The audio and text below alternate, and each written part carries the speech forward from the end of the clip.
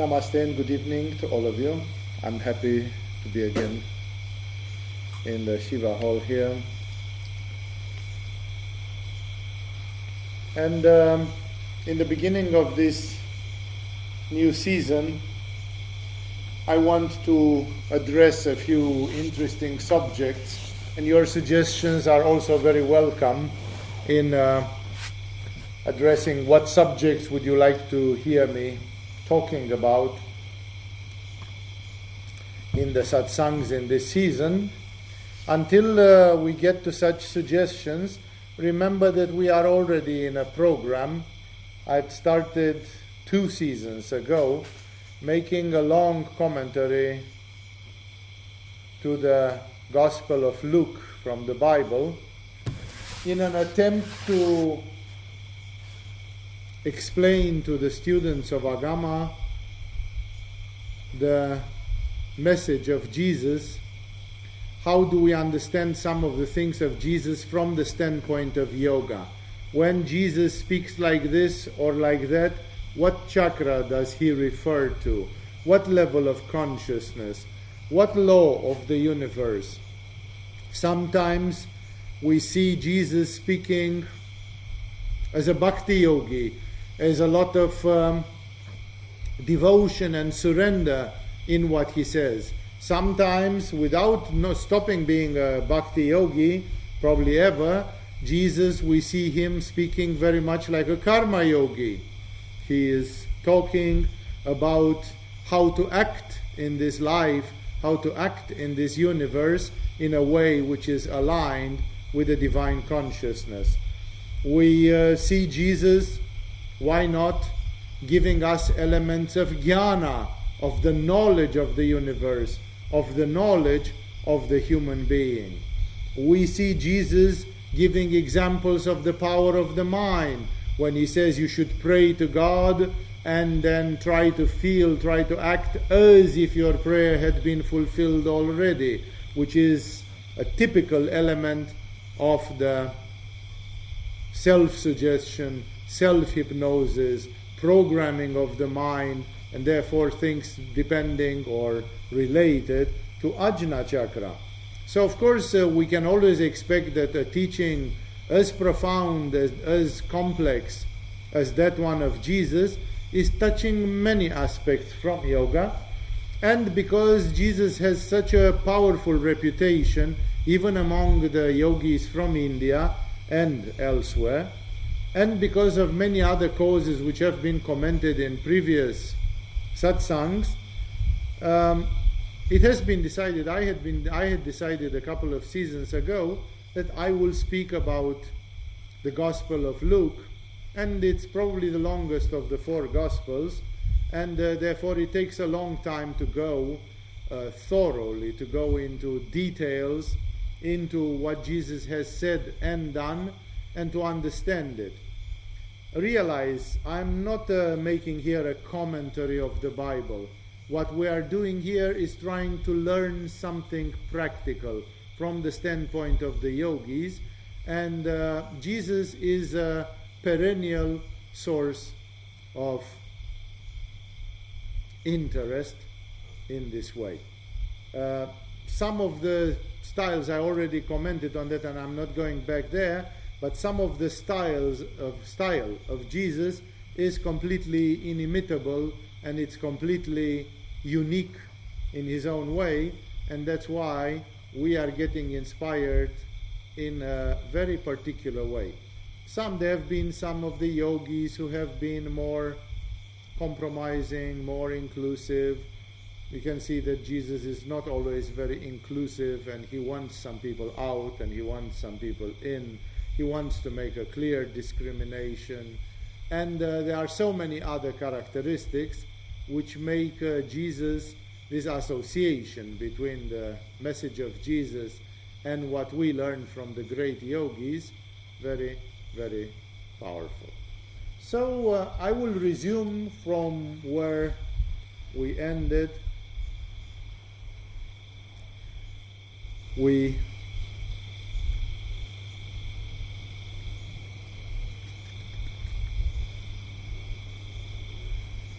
when we stopped the previous season, we're somewhere in the 10th chapter of the Gospel of Luke, and Jesus has been on the rough side a little bit, because he speaks about people not understanding, not living up to the requirement of the times.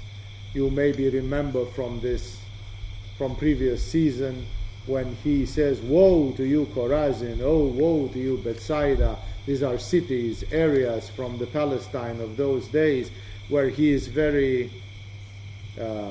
annoyed to the fact that divine miracles have been performed. People have been called to stand up spiritually, and they did not. They remained spiritually opaque. And he concludes by telling to people something very frightening in a way, because he tells to his own disciples, "Blessed are the eyes that see what you see, for I tell you that many prophets and kings wanted to see what you see, but did not see it, and to hear what you hear, but did not hear it."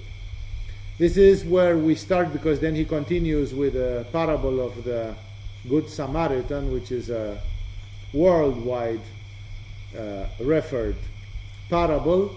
But remember these last words from where he starts, because Jesus is going there accompanying his words with very powerful action. Not only his words are coming with authority from a place where he is, but as you know, Jesus is one of the spiritual people that performed many major paranormal, supernatural, miraculous deeds that impressed people, or that were meant to convince people.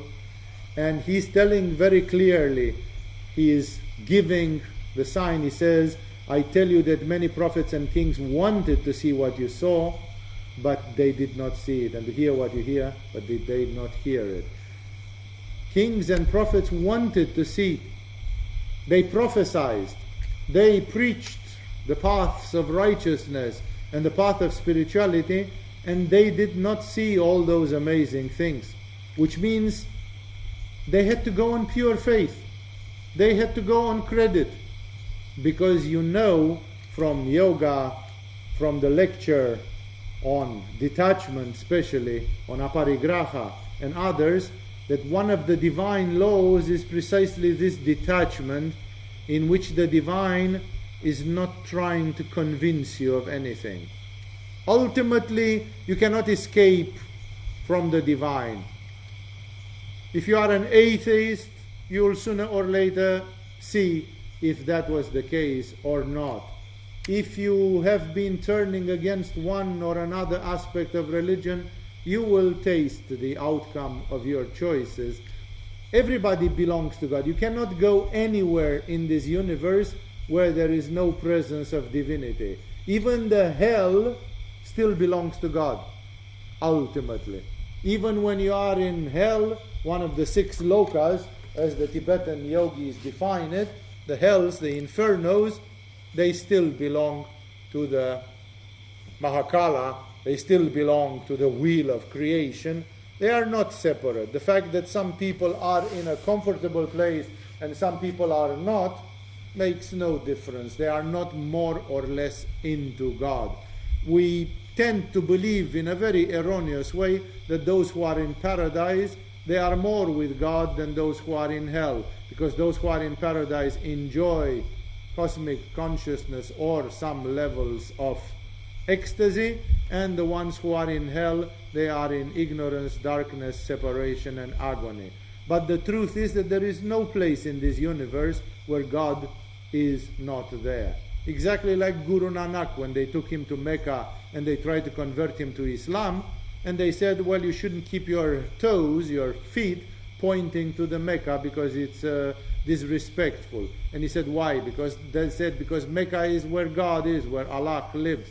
And then he said, then please, respectfully, you take my feet, and point them in any direction where Allah is not.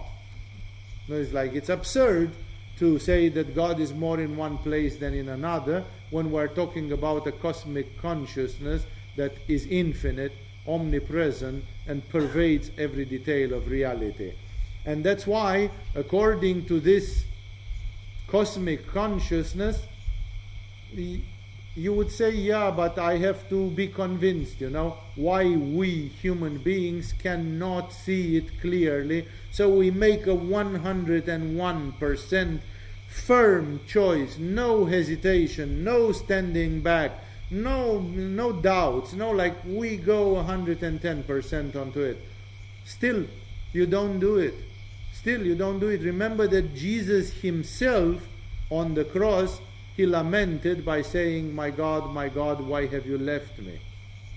Which of course doesn't mean that God had left him, because 2 days later, he resurrected, he raised in glory, he raised in light. So it's not that God had left him, but the illusion is so powerful that even one like Jesus, if he wants to subject himself to the illusion, then it gives the appearance that, but maybe it's not quite like that. Maybe I didn't understand it correctly. Maybe I didn't get the message correctly. Why does the divine consciousness allow that to happen? You have been told that in the lecture in the first level on aparigraha and a few others, because that is the essential condition of freedom. If the divine consciousness is squashing you with its presence, then you are not free. You are afraid. It's obvious. Big brother puts his hand on your shoulder and says, hey, I'm here. Then how can you have the choice of ignoring? How have you the choice of forgetting? People say, I wish God was with me all the time. But then God would be big brother. And that's possible only at the time where you are full of love, where there is no more deal, there is nothing to gain and nothing to lose. Only then. But as long as there is a struggle where I'm struggling with my limitations, it's like, it's exactly like the abusive parent who comes and says, you went to bed tonight and you didn't do your prayers. No, and somebody who is a little bit infiltrated by the demon would say, fuck the prayers, screw, I don't care even about God, I'm so tired, right? You can't say that, but people do it often. How many of you, if you are religious or spiritual people, how many of you have not ignored 1, 2, 3, 10, 300 religious rules and regulations in a day sometimes, and so on, simply because you're pissed off, simply because you're grumpy, simply because you're tired, simply because you're in a rush, and you say, hey, the heck with it, God will forgive me, or whatever. If he doesn't forgive me, see you in hell, and that's it. It's like the human being has the right to be religiously negligent, and it's not the best attitude. We are impressed that people like Milarepa or others, they come to a point where their alignment was almost like 100%. They lived in a constant state of grace. But, you never know. I heard so many stories about Shivananda and Aurobindo and the likes of them, that I realized that even great gurus and even great people and so on, they're not always 110%. Of course, these people, they could compensate, like if today I didn't brush my teeth, tomorrow I brush them twice, to compensate to something. So if I have been religiously negligent because it's full moon and I'm a little bit emotionally screwed, then tomorrow I will fast more hours, I will do more of this, I will do double time of meditation, I will do, because I have a conscience, and this conscience is telling me, do this, behave like this, this and that. So, what I'm trying to say here is that nobody acts perfectly, perhaps like Jesus or other things. There will be a few people who have aligned themselves that even in the daily life everything is like a dream, like perfection, like this. For the others, you catch whatever, Swami Shivananda drinking a Coca-Cola, and then you say, is this a real yogi? Yes. In Kali Yuga, Swami Shivananda is still a real yogi, Maybe in Satya Yuga there existed some yogis who lived 24/7 every second and so on, in a splendid attunement second by second or something, For Kali Yuga, for 1950, Swami Shivananda is good enough. For the 20th century, he is good enough, although he doesn't do this, or he was not perfect at that. And in the same way, therefore, the human being is not tyrannized, by God. God is not a tyrant. God is not, it's there, but if you want for 5 minutes to kind of forget and be negligent, and then tomorrow to come back and say, sorry, yesterday I was a bit rude and so on, whatever kind of relationship you have with this cosmic consciousness, of a lover, of a devotee, of a child, of the different attitudes from Bhakti Yoga, whatever attitude you have, it's okay. And in these conditions, freedom is the most important thing. Because if you don't have the freedom, you are a slave and you will never become a god, a deity, an enlightened being, an arhat, a Buddha, a saint, a cosmic consciousness. To have a cosmic consciousness, you need to have that difficult 51%. You need to have that slowly, even walking on the edge of the disaster, you have made the right choices. And sometimes you made some shitty choices, and then you came back to your senses, and many people fail spiritual tests. We see, in Agama we have very good examples with people having passed or failed spiritual tests. No, it doesn't mean that their soul is lost forever. It's the law of the universe. I don't think there is any soul in this universe who can say, in my personal history in the last 1 million years, I always passed all the spiritual tests brilliantly and I didn't flunk anything and I was always making the right choice. We do the wrong choices, and the cosmic consciousness has to allow us to do the wrong choices. This is the most difficult thing to understand, because people who believe that there might exist a cosmic consciousness expect this cosmic consciousness to be like they are, which means to be attached, to be selfish, to have immediate goals which are right there, right in front of your nose, while the cosmic consciousness has eternity goals. They cannot be understood by the human mind most of the time, and this ultimate consciousness acts in a way which is for our own growth. Exactly as we have a proverb which says, an oak tree does not grow in the shadow of another oak tree. Like every oak tree needs space for the crown. They are large trees with a big crown, strong, and there needs to be at least 10-12 meters between two oak trees so that they have the space to unfold their crown and their branches. So if an oak tree is born in the shadow of another oak tree, it will sooner or later wither and die. It's not the right conditions for it to propagate, to grow. Exactly in the same way, you cannot grow in the shadow of God. You cannot develop if you are tyrannized and patronized, because then you are just a slave. You are afraid, you see a benefit. I do like this because then God will give me all the good things. Then as Jesus says, you are a merchant, you are making a business with God. You have to go beyond the fear and you have to go beyond the interest.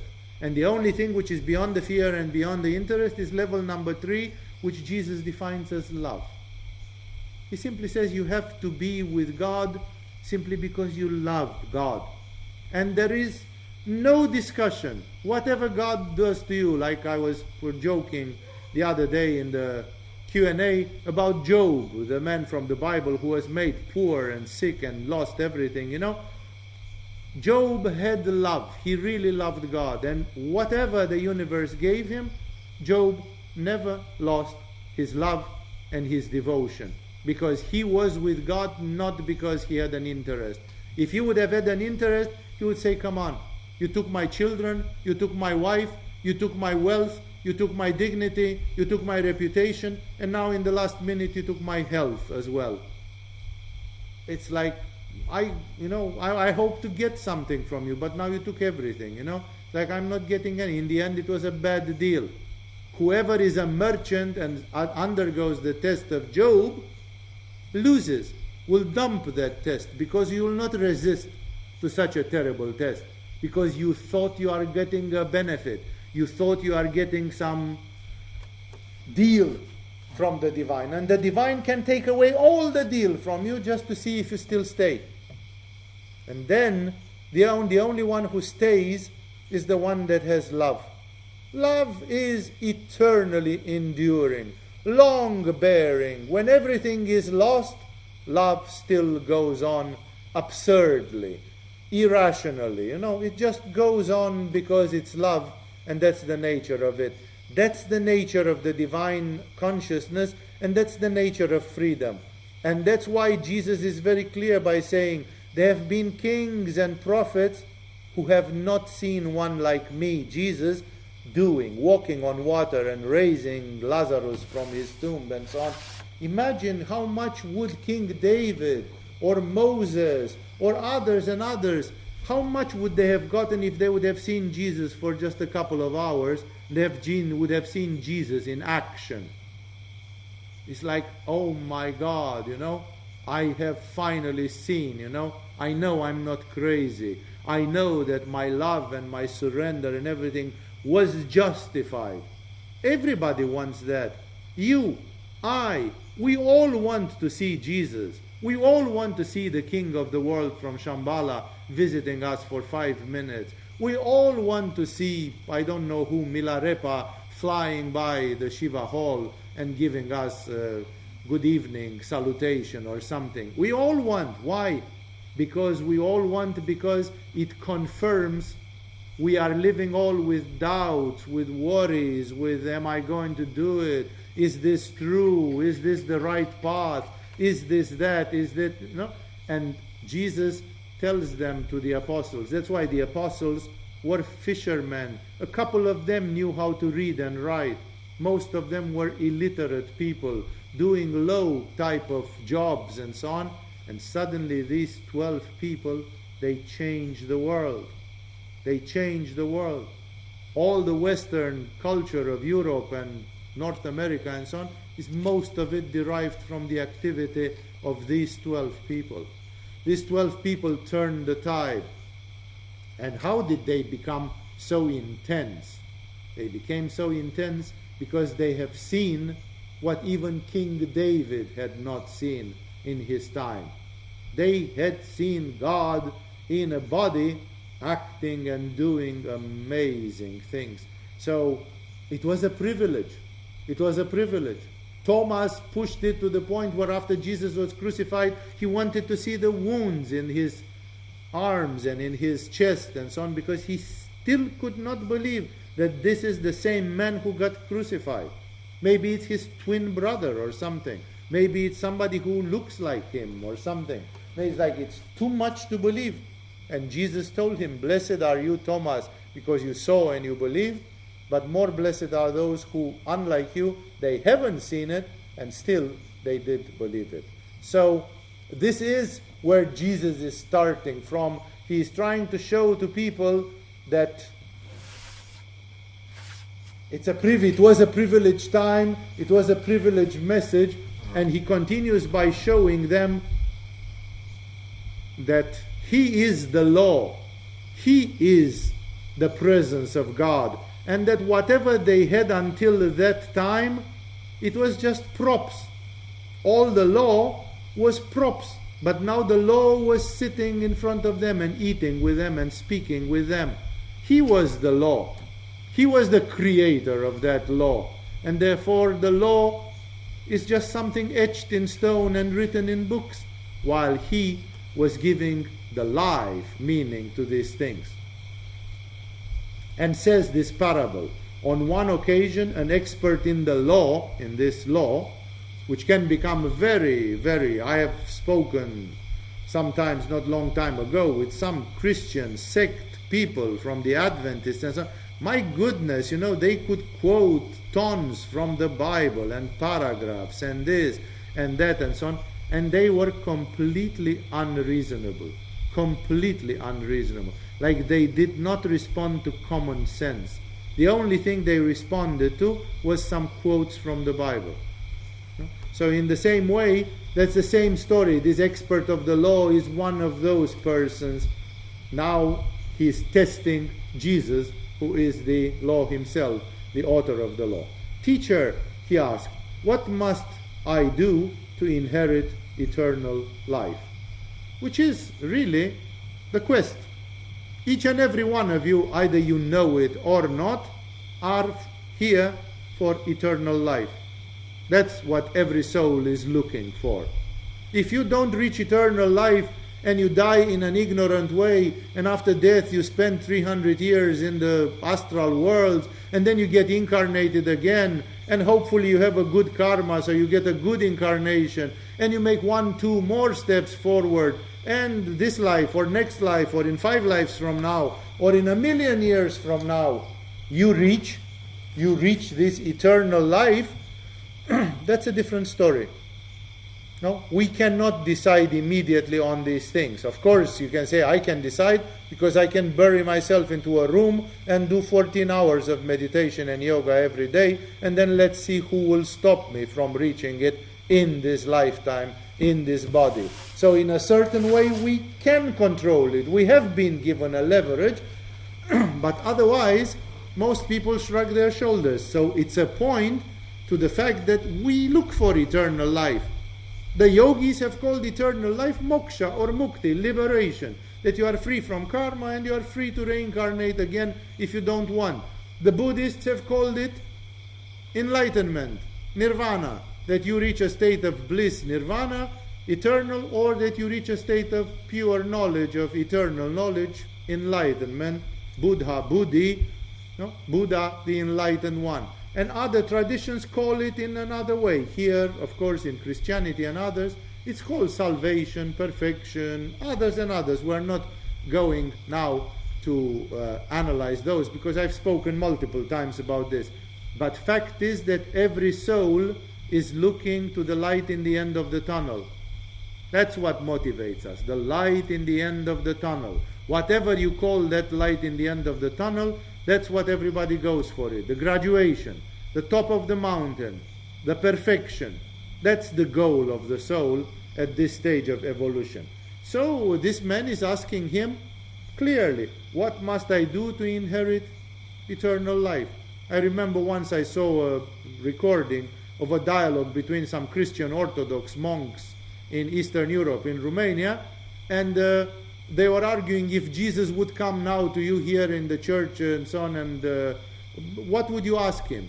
And one said, where have you been between 12 years and 30 years when the history is not written about you? And this and that. And the one who was most spiritually developed of them, he denied. He said, no, none of those questions is important. The only important question that you can ask the Lord is, what should I do now? Like, what should I do? That's really the only thing which matters. Tell me what to do and I will do it, or at least I will try to do it. That's all. No? Because the rest, if Jesus was in Egypt, or if he was in India, or if he was like, why is that really important? What does that change for you here tonight, today? It doesn't change anything. The only thing which matters is, God, tell me what to do today. Now, because I have read the Yoga Sutra, but Yoga Sutra is a text written 2,000 years ago. I need maybe a reinforcement of that today, here. So he's asking a real beautiful question. He's asking in a certain way the question. I, like everybody else, want to inherit eternal life. What should I do? What is written in the law? He replied. How do you read it. So Jesus is speaking in his language. He says, okay, no, I'm not going to tell it to you in my words. You are an expert of the law, you are testing me, you are expecting me to see if I know what we're talking about. Of course, Jesus knew the law profoundly because he was the spirit of the law, And he says, what is written in the law? How do you read the law? The Jewish law, the laws of Moses. And he answered, love the Lord your God with all your heart and with all your soul and with all your strength and with all your mind, and love your neighbor as yourself. He quotes the vertical part of the cross, love God, the individual loving God, and love the creation, love the world, love your neighbor in this case. You have answered correctly, Jesus replied. Do this and you will live. Like Jesus says, the truth has been spoken. I am giving practical details in the life of everybody, but it's like, what can you say more than love God with all your heart and with all your soul, and love your neighbor like it's yourself? There's nothing else to say, it's like the truth has been said. I can only walk on water and encourage you, please do, the law is right, please apply this. Like I can reinforce it and tell you, trust in this. It's not just dead letters in a book, it's the real deal. So, but he, the scribe, the scholar, he wanted to justify himself. So he asked Jesus, and who is my neighbor? Because the Jewish society, in spite of these beautiful ideals, they had this problem that they were a very segregated society. The Jews considered themselves the chosen ones and the pure ones in that time, and they considered that everybody else, including, this is the parable of the Samaritan. The Samaritan were one of the Gentiles, the different tribes who lived around there in the area of Palestine. The others were stupid, ignorant, they had not found God. Of course, one of the reasons which are given today by experts in history of religions, by anthropologists and others, is that the Jews were the only nation in that part of the world, and as far as we know in the Western culture, that were monotheistic.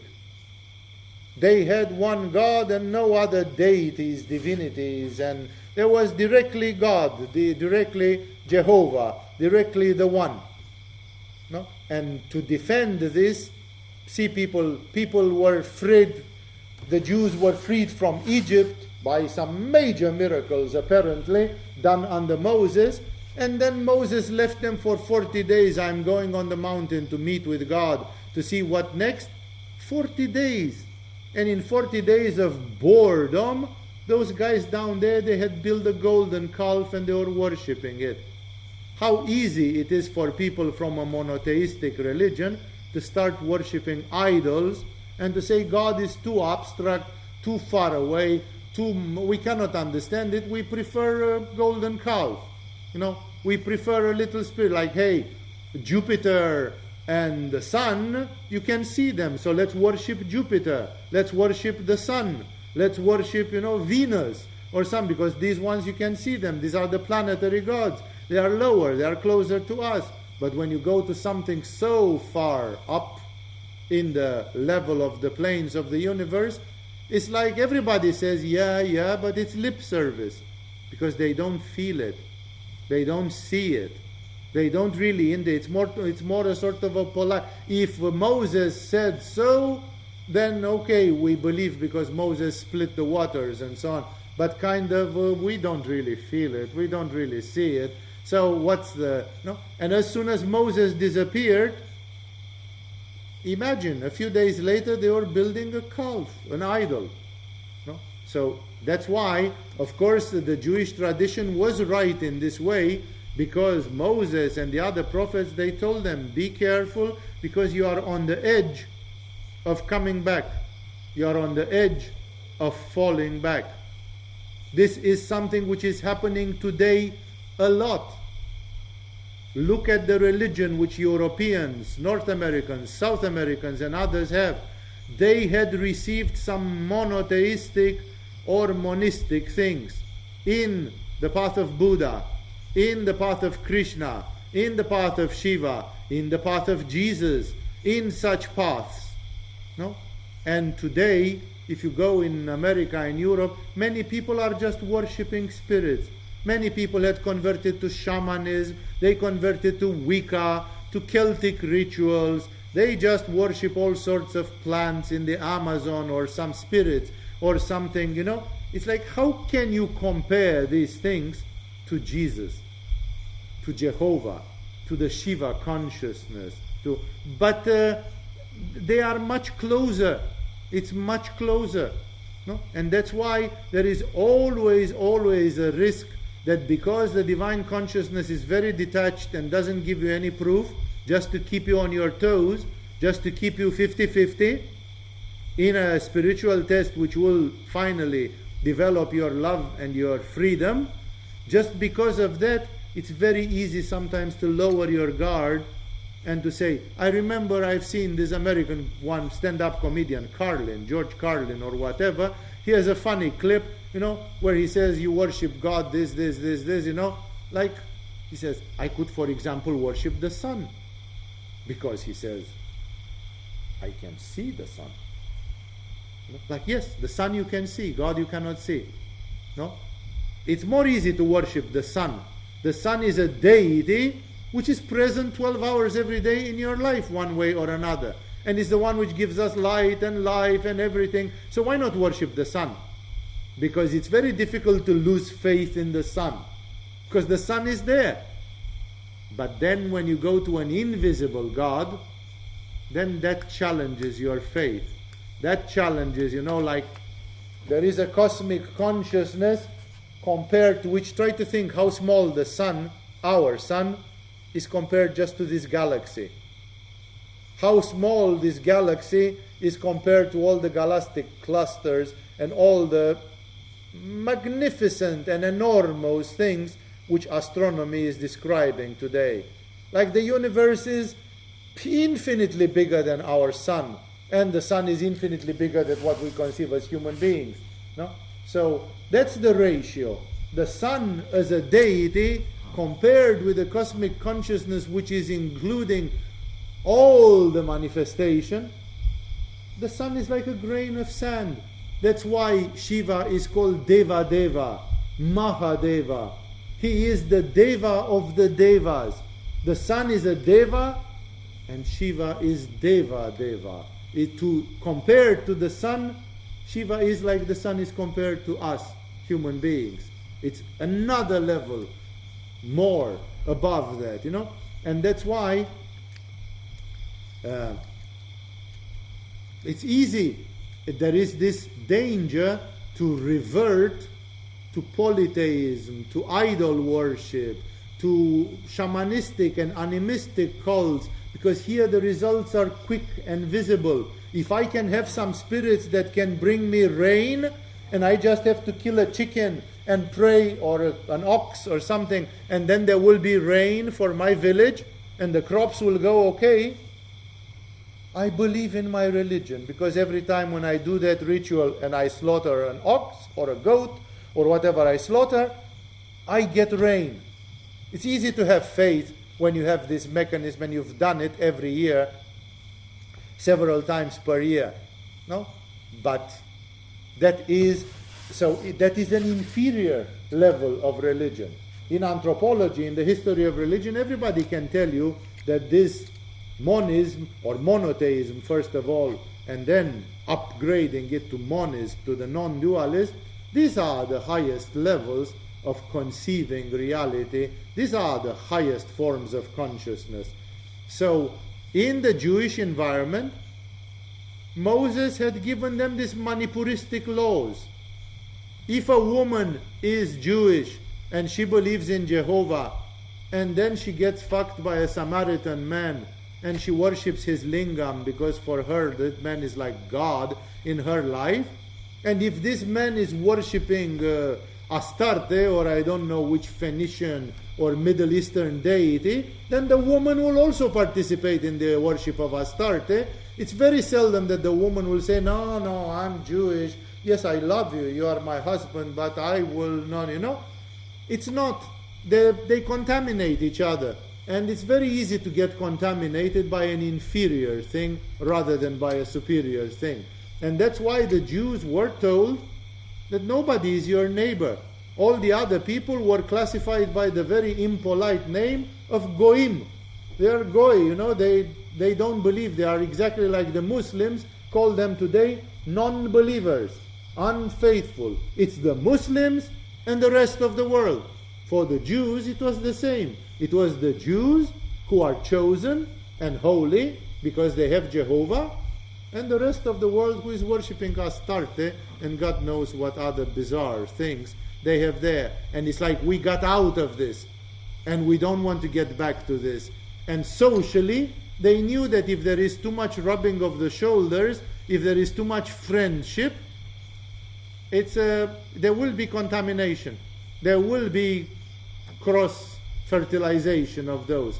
So the Jews had, and some still live by this extremely ghetto rules, that you don't rub shoulders with anybody, because everybody else is polluted, and you are the ones who are having the pure monotheistic religion, God, the one, the Deva, the Deva of the Devas, the real thing.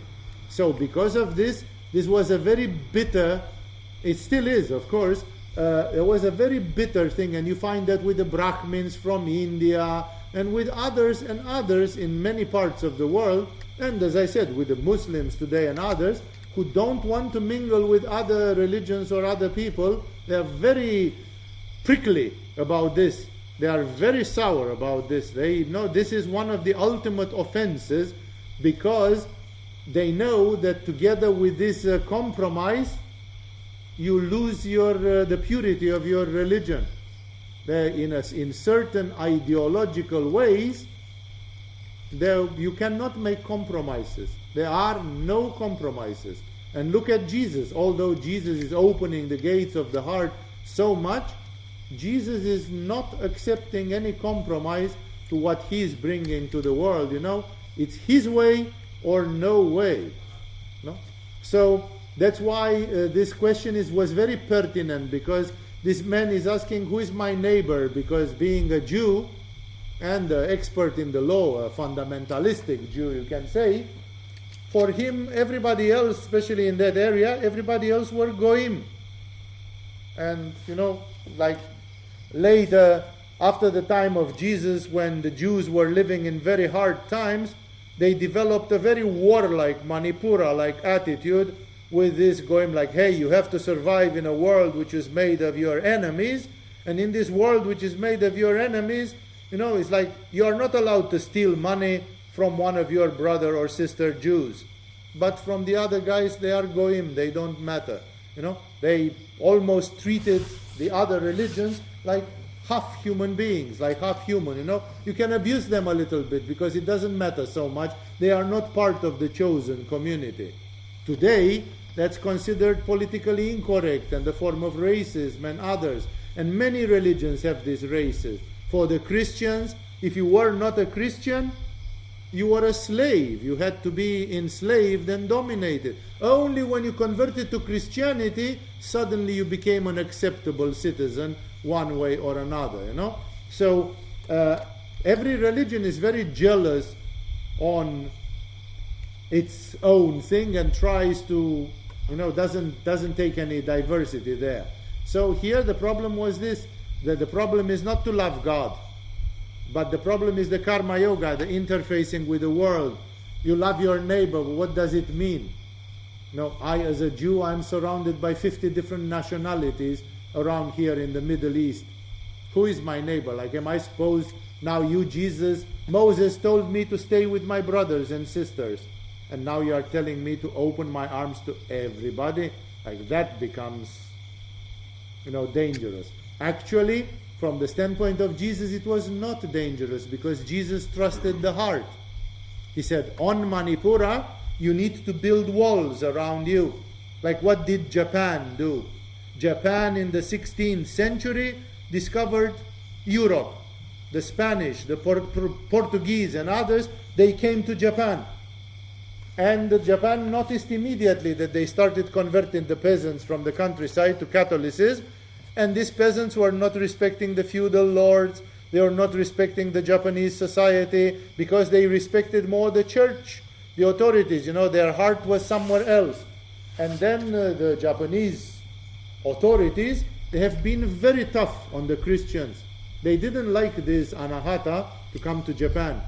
And the ultimate thing was that when Ieyasu Tokugawa became the first shogun of Japan from the final dynasty, which was in 1600 or 1601 or something like this, the first thing which he did is that he closed Japan to any foreigners. And Japan was closed for 250 years. And from 1600 to 1850, Japan developed an amazing culture. All these amazing things that you know about Japanese culture, most like calligraphy, archery, strange martial arts, the sword, the samurai thing, and so on, the 47 Ronin who committed collective suicide, all these have happened in those centuries when the Japanese culture did not want to rub shoulders with anybody else because it considered them toxic. That's the solution of Manipura. I'm not saying it was an eternal solution, because nothing is eternal. Everything is transient. And in 1850, when Japan broke down, it broke down hard, because it had stayed isolated from the Western world, and this difference had increased and increased and increased and increased. So when finally they broke the wall, there was a lot to go through. And there was a lot, but 250 years, it was like an island. It's literally an island, Japan, but it was like an oasis. It was like a separate realm with its own rules. In the same way, the Jews of Moses had this Manipura thing. You lock yourself in your society and nobody can get in, nobody can get out. But Jesus is coming with a heart, and he says, my disciples will go to Rome, and Rome is a hodgepodge, a mixture of 100 nations and cultures and so on, and all of them will be swept away by Christianity.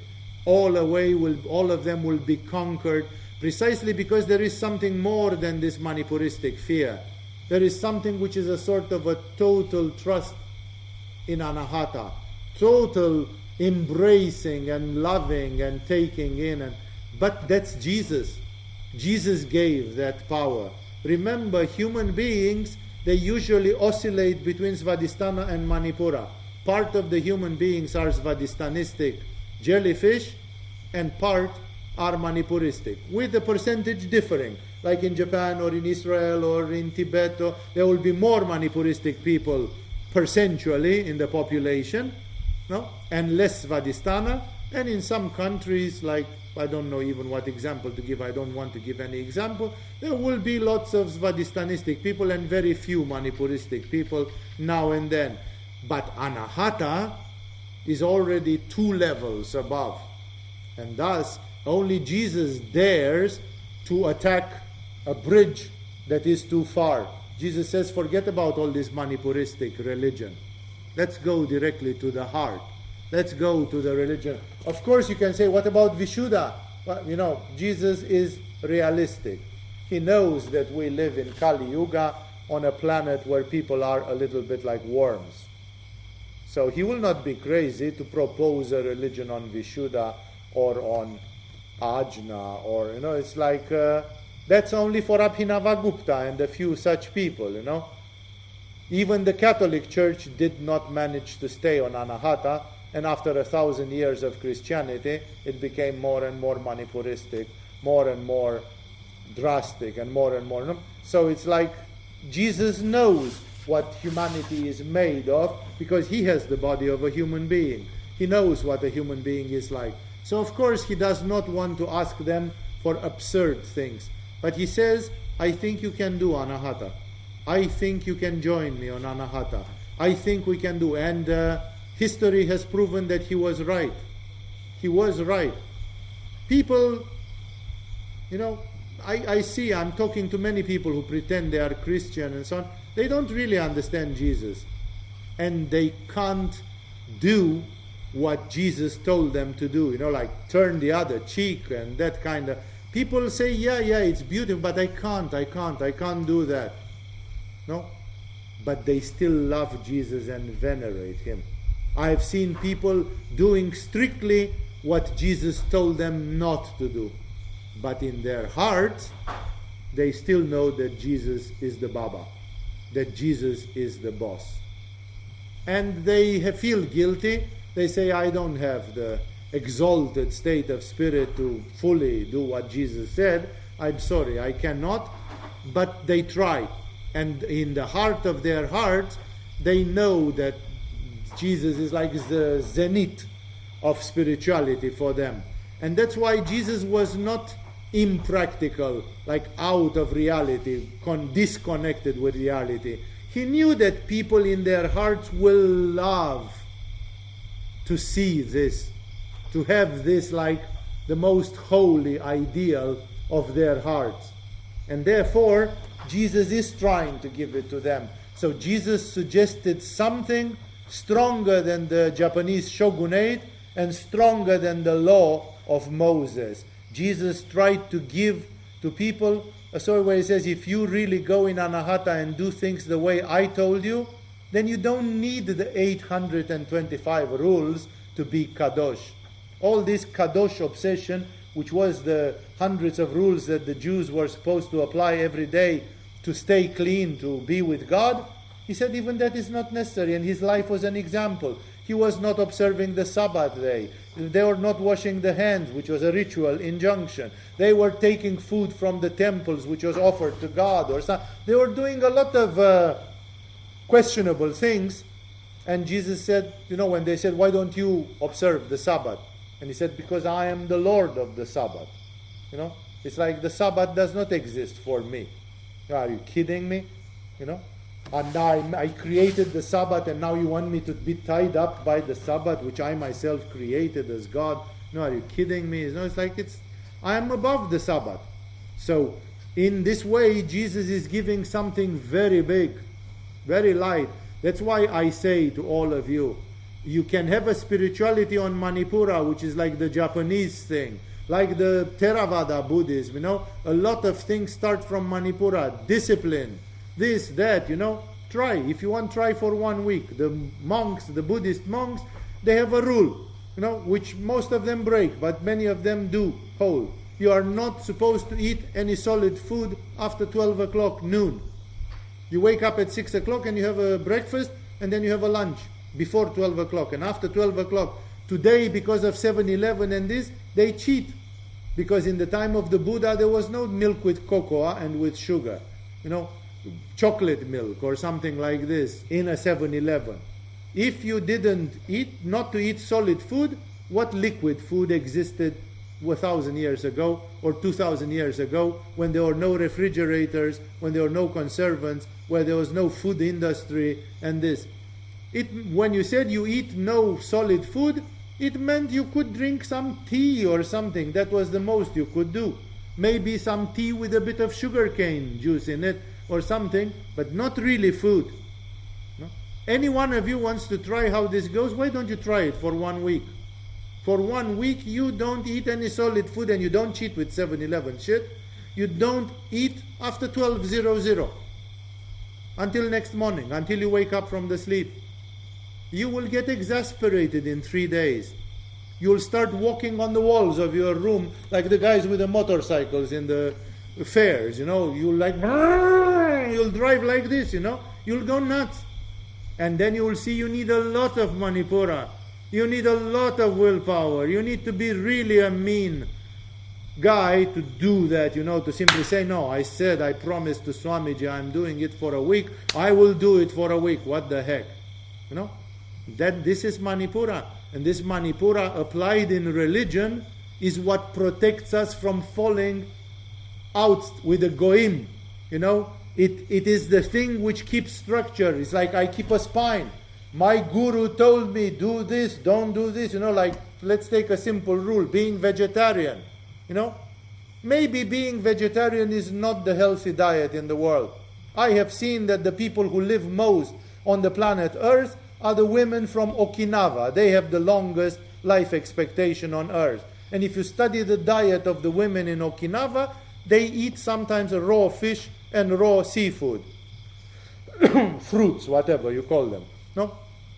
So I can accept that a vegetarian diet with some seafood might have even more vitamins and B12 and omega-3s and this.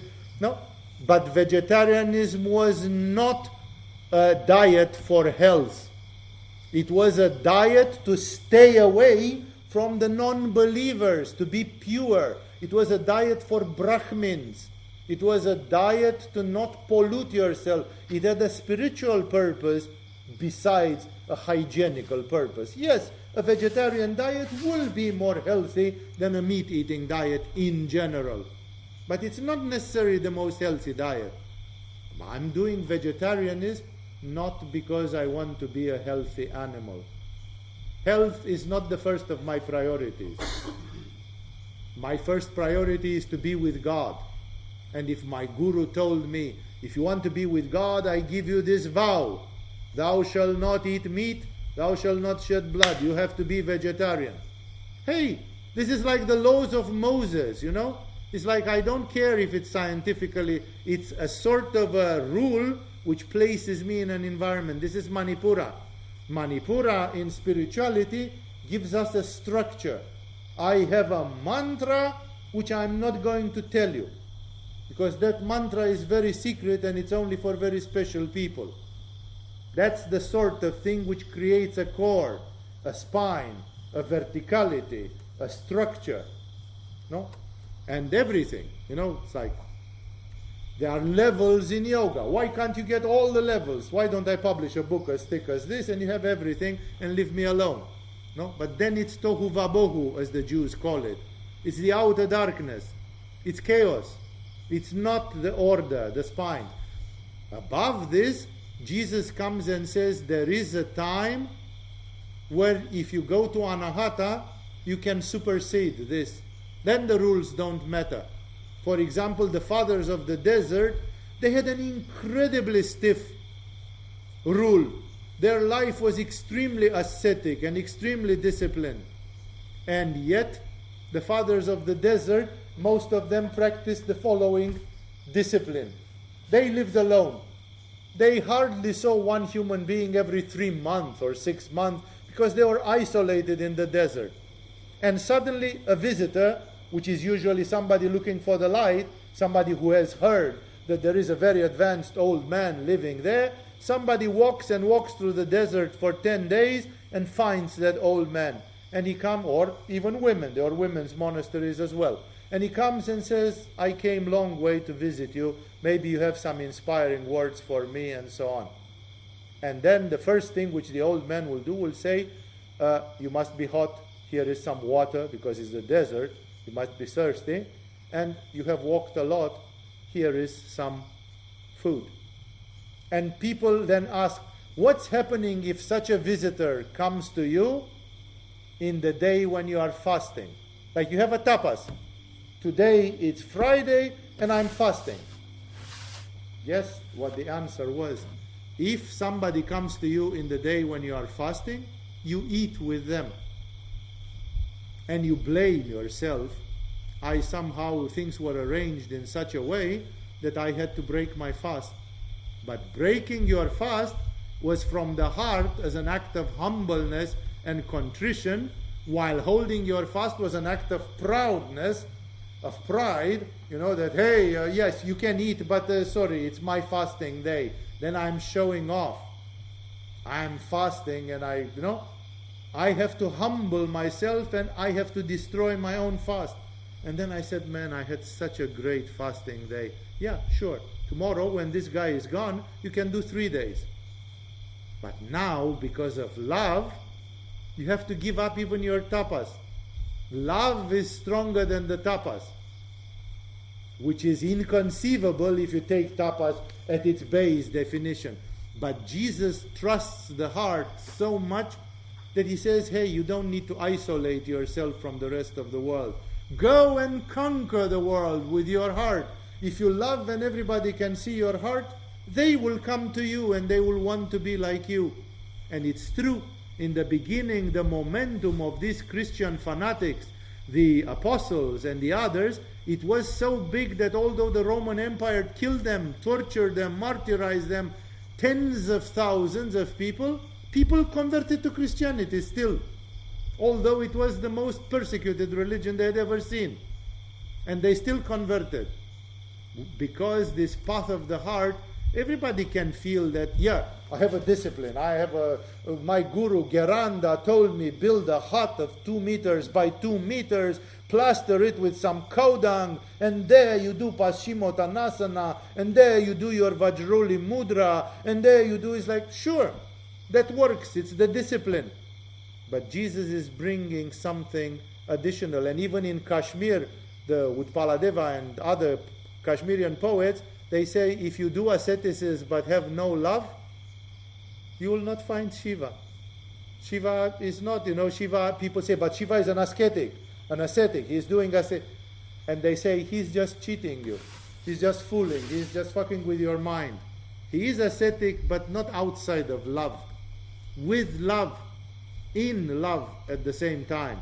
And that's why here this question and this paragraph is very important in many ways, because this man is living in this tough law of Moses, and Jesus now speaks freely about your neighbor and so on, and this guy says, but who is my neighbor? Why don't you say my brother Jew, other Jews or something, inside, we, the collective here, we, the Agama family, we, like it's about us. In reply, Jesus said, a man was going down from Jerusalem. It's a bit of a long winding story. A man was going down from Jerusalem to Jericho. It's like 60 kilometers away or less a bit. When he fell into the hands of robbers, they stripped him of his clothes, beat him, and went away, leaving him half dead. A priest happened to be going down the same road, and when he saw the man, he passed by on the other side. So too a Levite.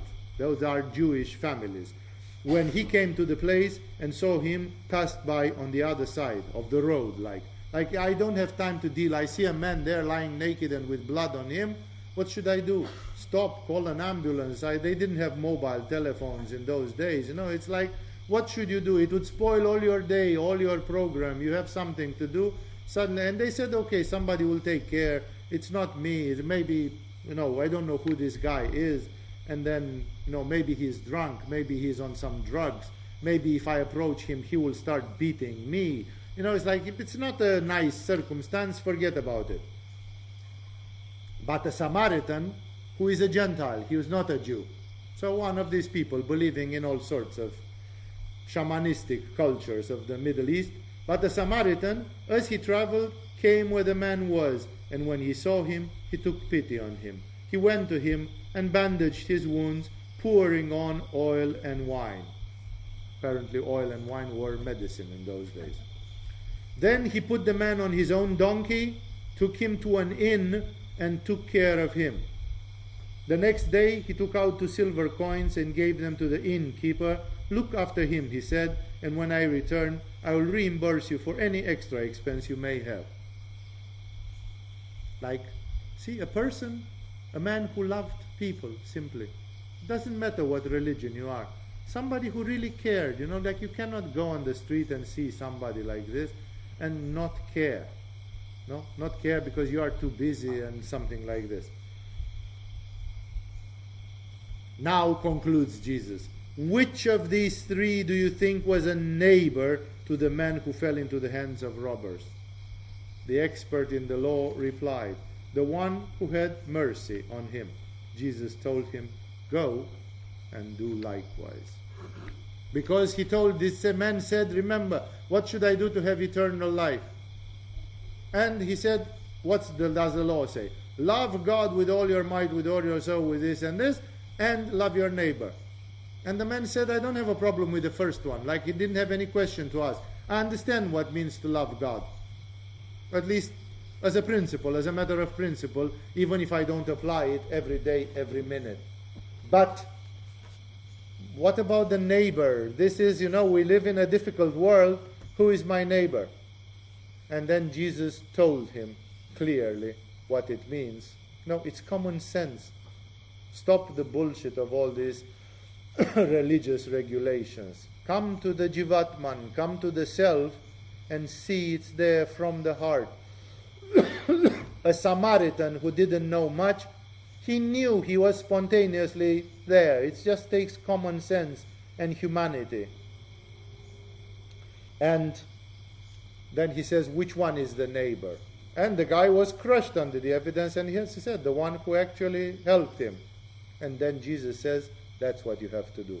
So keep on loving God, because that thing you say you have no problem, but also treat everybody as your brother, and be truly a neighbor, be truly a brother, not just live by some stupid religious rules that those people are not my people and all that. Ramakrishna was not a rich person, and at some point he was sponsored all his life, and at some point he gets a sponsorship and to go on a pilgrimage to Vaishna Devi or something in Jammu, to some place far from Calcutta. And it's a well-known thing that the Hindu people love pilgrimages. Why stay home and toil your fields when you can walk 6 months to Vaishna Devi and have a lot of interesting experiences and be a total hippie in the air and sleep here and there and so on? No, it's like they like this vata dosha type of air element things. So, while there are people who don't like to move anywhere, but they do. And Ramakrishna goes with his nephew, he's got money, he's leaving. And not even 20 kilometers north of Calcutta, they stop in a stopping point which was like a sort of an oasis, and there they see other pilgrims coming like crossways, going to from another place to another place, and those pilgrims had finished their money, and they were like beggars. They were begging for some food, they were hungry. And then Ramakrishna tells to his nephew, buy food to all these people. But he says, that's all the money we have, that's money for us too, to make a pilgrimage of 3 months. And Ramakrishna says, no, it doesn't matter. Buy them food now, all of it. And then he turns back to Calcutta. Although he loved, and he was an Aquarian, he probably loved to walk around and to have diversity and so on. He ruined it in 20 kilometers because he saw hungry people. He just gave, Forget about the rules, forget about the plans. Ramakrishna could not tolerate to see people in such a miserable condition. That's exactly what Jesus says here. Love your neighbor is a common sense thing. It's in your heart. Everybody knows what it means. So when he takes this guy and says, look, who is the real neighbor here? He knows. There is no need of a PhD in philosophy or theology to know which one of them was doing the right thing. So that is the parable of the Samaritan, in which Jesus tells him if he's a Samaritan, he can be closer to God than the other two who pretended they were part of a religious community, but they were not doing the right things. And because we still have a little bit of time, I will move to the next of the stories. The next of the stories is very, very meaningful from a yogic standpoint. As Jesus and his disciples were on their way, remember it's the end times, he is going to Jerusalem, if you remember. He even announced that in Jerusalem he is going to be persecuted and probably killed. So now it's the last week before he gets to Jerusalem. It's a day or two before Jerusalem, because this house which is mentioned here is where the story of Lazarus happens, and it's just near Jerusalem. It's known to be like 10 kilometers, 20 kilometers out of Jerusalem. Of course, church historians could tell you exactly where it is as a village and so on. I'm not interested in such details. I want to see the psychology and the practice of it. So Jesus and his disciples came to a village where a woman named Martha opened her home to him. like Jesus was living on people's generosity. No? They opened their houses. They gave him food. They have him house. No? He was relying on people from the heart like this. She, this Martha, she had a sister called Mary, who sat at the Lord's feet listening to what he said. There are several Marys. Mary, Miriam, whatever the original name was, Miriam, whatever, was a famous name. The mother of Jesus is called Mary. Mary Magdalene is called Mary. Mary and Martha, two sisters, one of them is called Mary. So there are at least 3 Marys in this story mentioned, if not more. So this is one of the 3 Marys which is mentioned around Jesus, in the company of Jesus. So she sat at the Lord's feet listening to what he said. But Martha was distracted by all the preparations that had to be made. She came to him and asked, "Lord, don't you care that my sister has left me to do the work in the kitchen by myself? Tell her to help me." You know, it's like, as we'd say in the language of Agama, there is some karma yoga to be done. "Martha, Martha," the Lord answered, "you are worried and upset about many things, but only one thing is needed. Mary has chosen what is better, and it will not be taken away from her." Which means what you do might be taken away from you. But if you have the treasure of initiation, this woman was sucking from Jesus directly the divinity, the presence. This was her guru talking to her.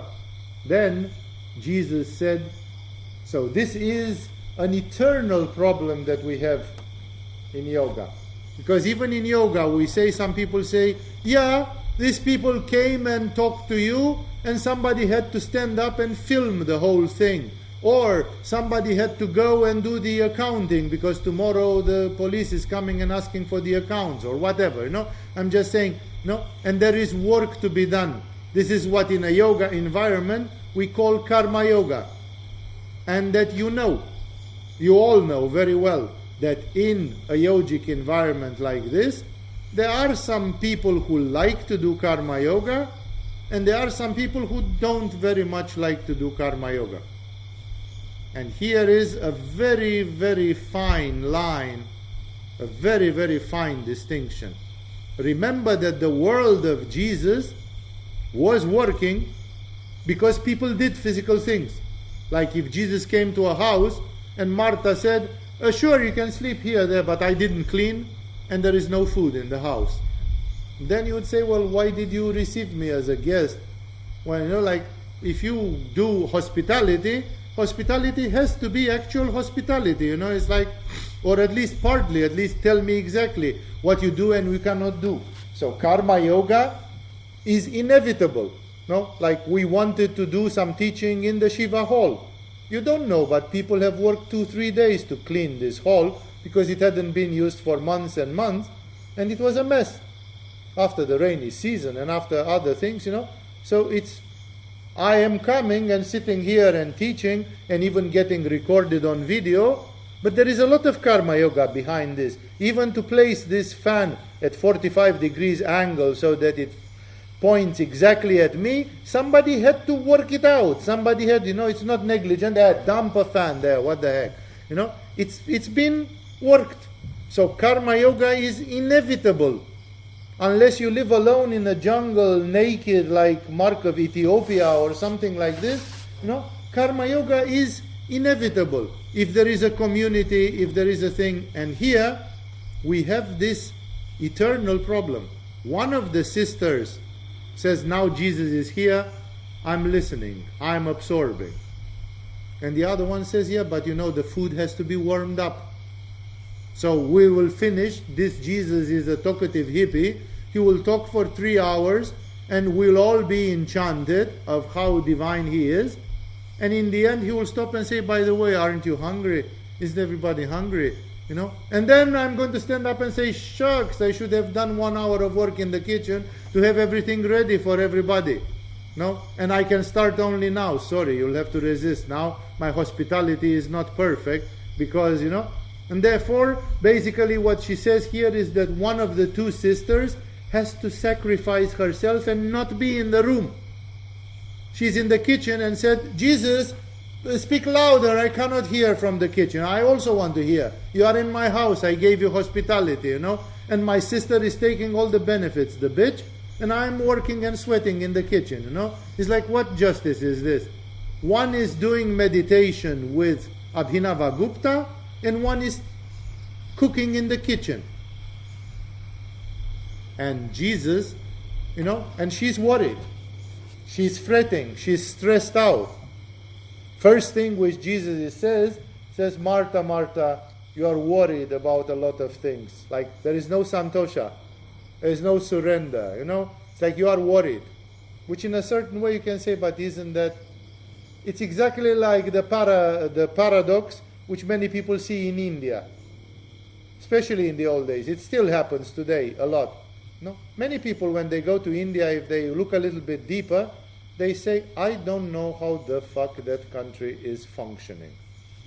Because everybody has no plans and is totally chaotic, and everything is done in the last minute and postponed and done approximately. You should be afraid to fly with Air India, because they probably put adhesive tape to glue their airplanes when they break. It's like there's a total chaos, and there's like things don't come in time. How can you have a train linked to a bus, linked to when none of them is in good time, and so on?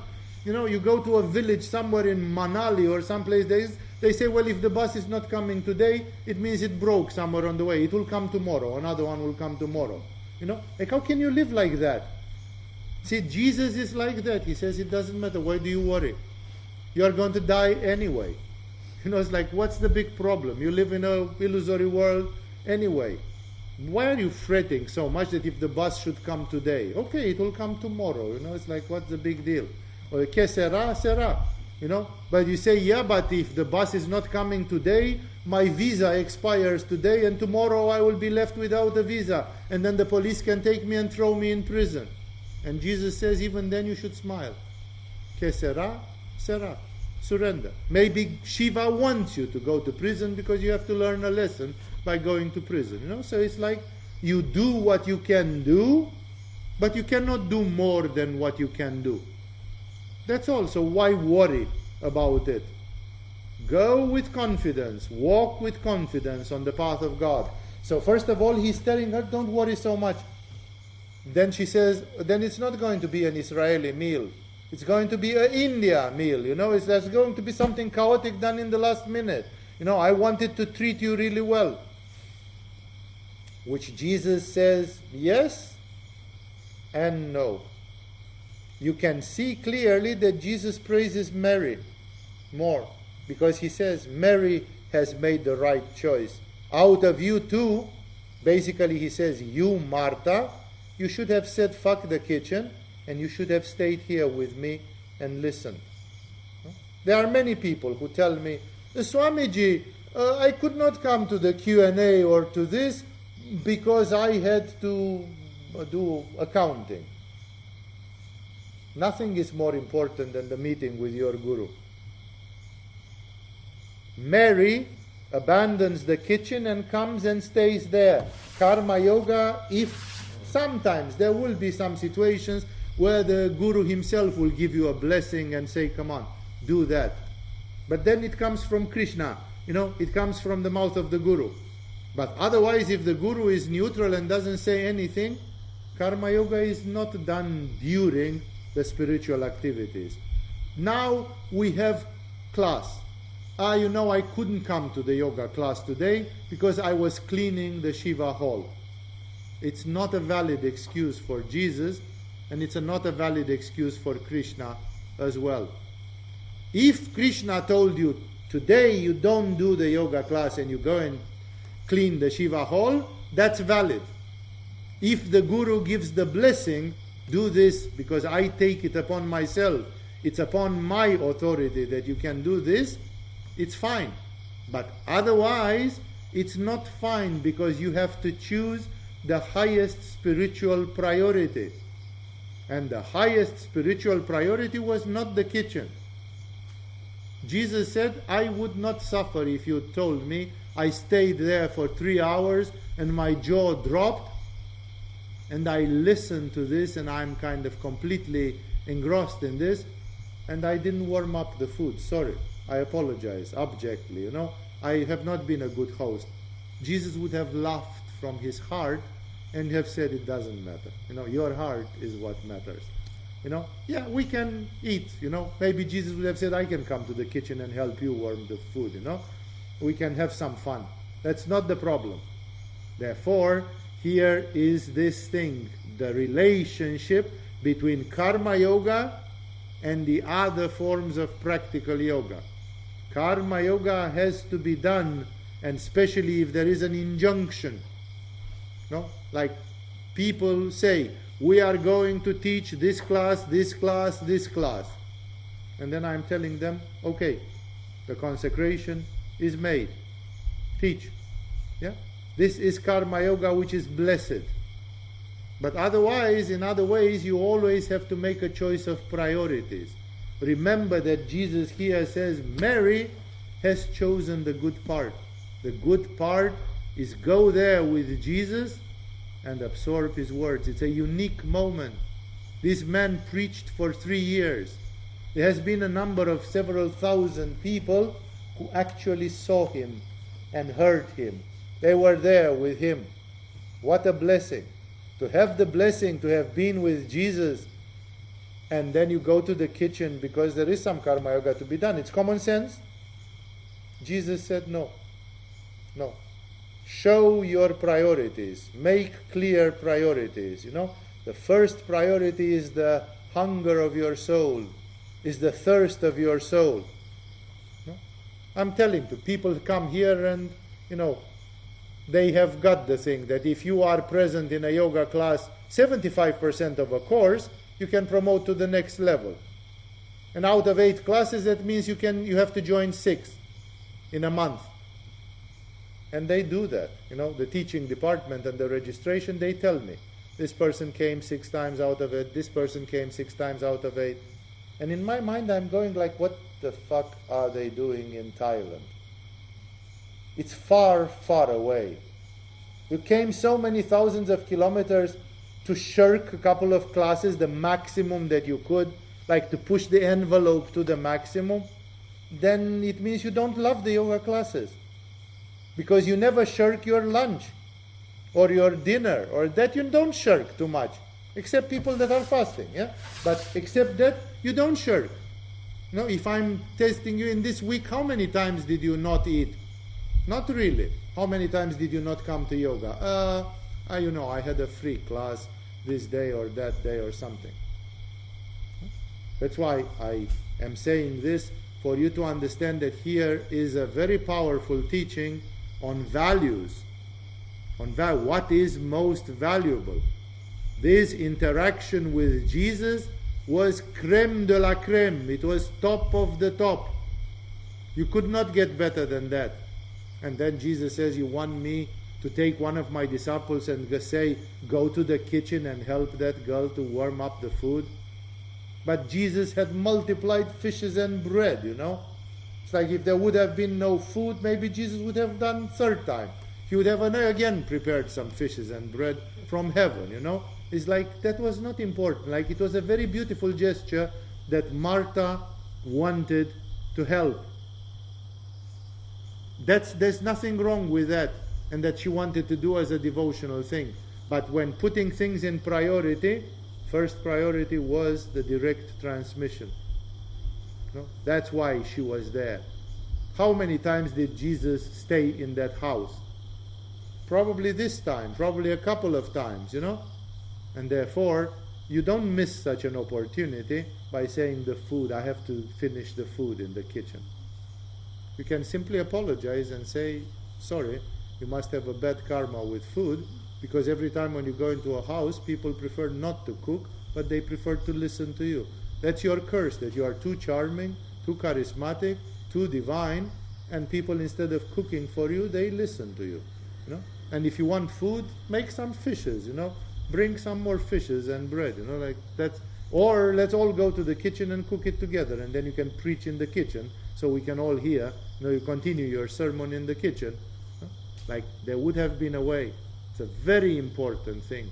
There is a lot of karma yoga that we can do in this world, but we must not lose out of sight our practice, what we do.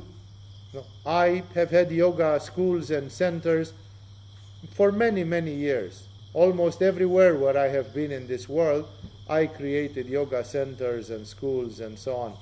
And believe me, it's a lot of karma yoga. Nowadays, I personally am not doing so much karma yoga, except satsangs and teachings and a few other things, I'm not perhaps doing so much as I used to do, but there was a time when I was doing the alpha and the omega. I was doing everything, from morning till evening. It was a one-man show. And I know what it means to do these things from morning till evening. But there were times when I noticed that if I did too much karma yoga and if I neglected my personal practice, which is my meeting with Shiva, my communion, me being with the Master, then it was not okay. I was choosing like Martha. I was making the lesser choice. Still a good choice. It's a good choice to do karma yoga anyway. But I was doing the lesser choice, and I had to focus on the priorities. I remember we had a meeting with one of the very famous karma yoga persons in Agama for many, many years. And then she said at some point the light dawned on her. And she said, how comes that people who have come to Agama after me, they have got bigger initiations and bigger spiritual results than I did? And I told her, how much karma yoga have you done? How much karma yoga have they done? How much daily practice have you done? How much daily practice have they done?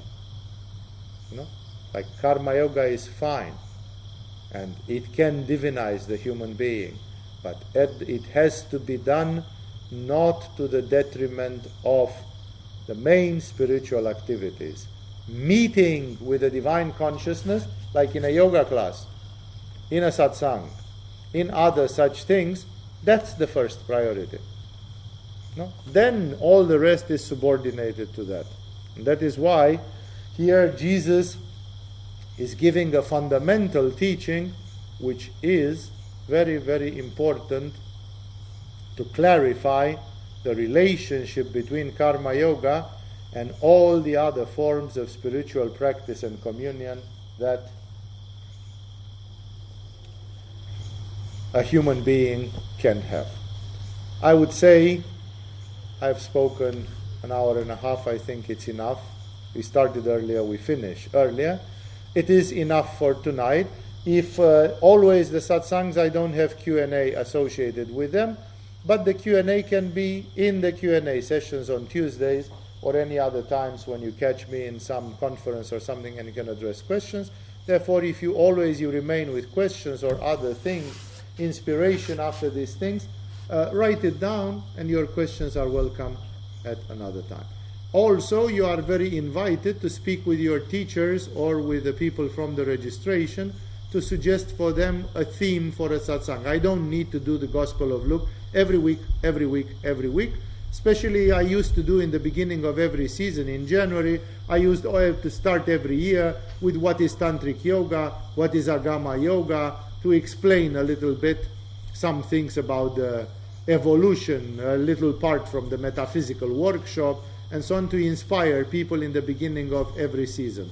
I suppose those satsangs are already on YouTube or wherever they are being uploaded, so that's why I'm pretty free to do whatever I do. If I don't receive any special requests, I will continue with the Gospel of Luke until I finish it, because as you can see, it's a wonderful spiritual atmosphere which comes from Jesus. It's the presence of Jesus by talking about his words, mentality, action, presence, and all that. But at the same time, we are all free to interrupt from time to time and to investigate other things. If time permits it and so on, one day I will be done with the Gospel of Luke. If that's happening in this season or in the next or whenever, as long as there is time, there is the possibility to deal with it. With this, we have finished for now. Thank you all for joining, and next week we will continue, either with this subject or another. I will let you know.